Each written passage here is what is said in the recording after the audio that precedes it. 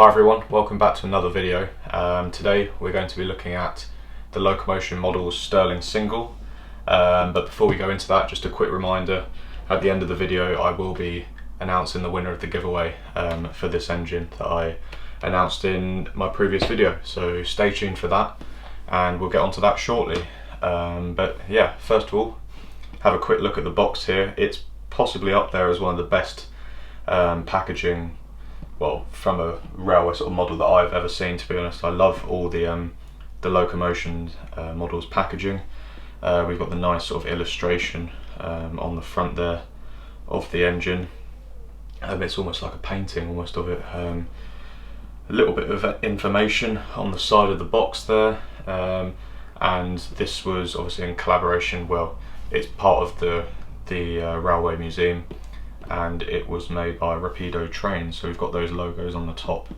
So if we pull the lid off the top of the box there, we're greeted with this very nice high quality little bit of foam there just to protect it. We've got a very nicely printed instruction manual here listing a ton of information, which I'll hopefully be overlaying for you at the minute.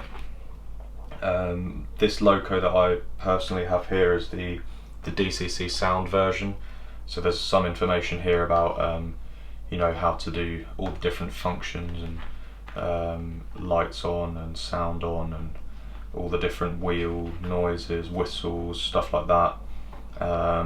Some maintenance and some how to get to the decoder. And there's also quite a lot of separately fitted detail which comes in the box here, that it tells you where to put all that on. So it's the normal style of packaging. I don't need to really go through that too much, but I will just add that there is a ton of extra detail that you get the option of adding on, which I still haven't got round to adding yet. I have had this loco for quite a while now, to be honest. It's up there as one of my all-time favourites, which yeah, is quite strange because I've not actually been able to do a video on it until now. So but I'll shed light on why that is in a little bit. So I'll just move the box to the side now and we can actually start having a look at the loco itself. This is the DCC sound version, as I mentioned earlier, but you can't really tell from the exterior that it is that version. So as always, we'll start working our way from the front to the back and have a closer look at the engine. So right from the start, the quality and the detail on the buffer beam just highlights the sort of general quality of the item as a whole, to be honest. We've got lots of nice little detail, little chain lengths there which do move about. They're not just solid plastic, they are actually chained together. We've got the nice number 1, as this loco is numbered 1 on the buffer beam there. There's something about the finish to the red as well, which just, I don't know, the quality of it with the pinstriping around the sort of circumference and the perimeter of that buffer beam as well. It just I don't know, it just looks really good. The quality is just amazing. The buffers again, very nice, sprung on both sides as well. We've got these nice 2 really big actually wheel guards fitted to the front of the buffer beam there. Working our way back, we've got the little lamp mounts on there. We've got 4 of those with some nice riveting actually along that whole front section as well. And it's just that when you notice these little details, you really have to look up close, but when you notice the amount of little details that they've added, it's just astonishing really, and that's why it's up there as one of my all-time favourites, just because of that attention to detail really. So yeah, we've got the smoke box here with some nice detailing on the front there, with the handrail going along the top and the headboard little mount on the top there as well. We've got these nice pistons with this casing around the front and the rear. The front has these nice rivets going all the way around the circumference though, which just looks really nice, to be honest. At the top of that we've got the tall, very nice pronounced chimney. Underneath here we've got the first bogie, with 2 screws, which you can fit more of the sort of I don't know if the shields, I don't know what or fenders almost for the front wheels that you see in real life. So there's a little rear section of one that is fitted to the second bogie back. That comes pre-fitted, but the front ones come as part of that extra detail pack that you have to add on, and I haven't got around to adding those on yet. I've just noticed that underneath the boiler itself you can see all the internals of the engine, or the sort of underside working parts, and they're all finished in red, which is just another really nice sort of detail. To be honest, you really don't tend to see stuff like that too much. We've got the nice single driving rod coming out of the piston there, connecting to this very large diameter main driving wheel with the it's the iconic really that sort of casing that goes around the top of that large wheel, with all the holes cut out of the side of it. We've got some brake levers surrounding that big wheel, and that big central driving wheel, which is very nice. The boiler itself is finished in a very realistic and very good quality sort of green paint, very similar to the real engine. Moving our way back, we've got some nice red little details added on there. This silver handrail runs all the way along the boiler, and then we've got the gold little sort of whistly area at the back, with where you're sort of getting onto the cab really, but just underneath the cab you do have the last sort of bogie there, which isn't a driving wheel, so it is it's a full 2-2 wheel layout loco, but that also has brake rods around the side. Moving on to the cab then, on the front we've got these 2 nice clear windows that lead through. On the side we've got another number 1 little decal on the side there. We've got these nice steps going down to track level with the red sort of pinstriping around them, and then moving into the cab itself we have like a huge amount of interior detail.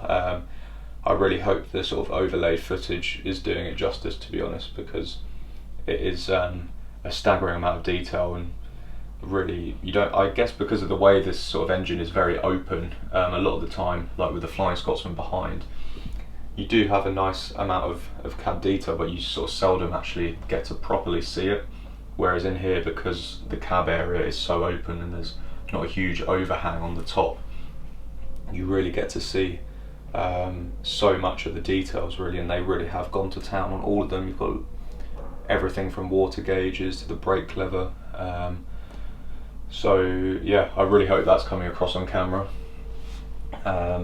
And then we do have this plate in the middle which goes over to the tender. These 2 items do come apart, as I can demonstrate here. They just slot together, so the decoder is in the tender, but they sort of link together with these little pins, these electronic pins. You do have to push it a bit harder to properly get it together, but that's how you get the power from the tender to the motor and the driving wheel. So on the tender itself you've got a nice amount of detail as well, starting right from this sort of interior side here, with the all these separately fitted details and pinstriping around there. We've got another set of steps on the side there going down to track level. We've got some very nice finished coal on the top as well, actually. That does look, pretty realistic, arguably not as realistic potentially as the Flying Scotsman sitting next to it, but it does look very good nonetheless. We've got these sort of grating protective sort of fence around the top of the tender there, I guess just to stop any coal falling out, and then the water filling area at the back, sort of little portion of the tender. Moving our way down to the sides, we have the nice GNR logo, which is sort of inside this little this little enclosed bit with some pinstriping with well, that interior sort of bit is finished in the same green as the Loco, and then there's a slightly darker green perimeter around the outside. And the whole sort of undercarriage section of the tender is fitted similarly with lots of red pinstriping around all the detailed areas. You've got some brake rods down there as well, which are nice to see, and all 3 sets of bogies are finished in the same sort of green colour. So it's got a very nice continuing side profile there. And to be honest, until I looked properly at the tender now, I've only just realised that that the green surrounding that sort of exterior bit there is actually a darker green than the rest of the engine. So that's what I mean about there's just so many little details which you really have to look up close before you start realising them. And then if we move sort of slowly finally onto the back section of the tender, we've got similar setup to the side, where you've got a central bit in lighter green with a darker perimeter. We've got little latches on there for the lamps and potentially headboards as well if you were running tender first. We've got sprung buffers on the back as well. We've got a little socket there that I assume is for adding some more details like vacuum pipes, etc. And we've got a nice NEM coupling down at the sort of centre there. So I don't believe there's one at the front. There's a little box there, so I don't know if you can add one on. You might be able to, but I think I won't be doing that, just purely because of the amount of detail and how nice the finish is on the front of the engine.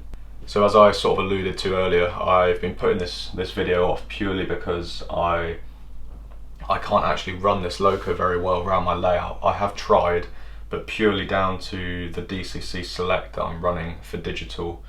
I think it's not the latest sort of firmware and stuff like that, so it struggles responding to the engine, which is pretty unfortunate, and I still haven't got around to sending it off. So I unfortunately won't be able to show you it running around the layout, just purely because it sometimes when I tried it, it wouldn't stop basically. And a Loco that sort of, well, financially valuable and valuable to me just because it's one of my favourite Locos.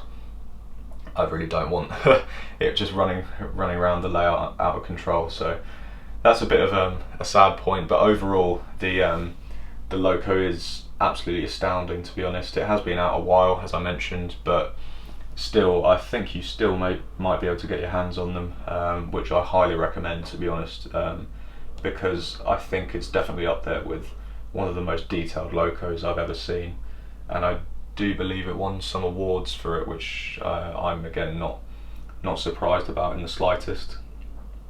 So yeah, I hope you found that interesting. Be sure to leave any sort of questions you have on any of my social media. But yeah, we can quickly go on to the giveaway. So as I mentioned in my last video, I was going to be giving away this 040 little Loco here, brand new in box. And I've got the little sorting hat here with all the names in it, so I'll just jiggle them about a bit there. I won't look. And the winner is VlogTrain31. So congratulations. I will be in contact probably over Instagram, just because it's a bit easier to message you over there. But thank you again for everyone who entered the competition. I really didn't actually expect that many people to enter, so I hope, well, I guess VlogTrain31, I'm sure you're very pleased. So if it's something that people are interested in me doing more of, then yeah, just let me know. I'm more than happy to try and, I guess, organise some more giveaways. I like sort of giving back and trying to get more people into the hobby. So so yeah, well done VlogTrain31. I'll be in contact with you in due course. But again, I hope you enjoyed this video. It is unfortunate I can't run it, but it's just the way it goes sometimes. So yeah, be sure to check out the next video, and yeah, I'll see you then. Cheers.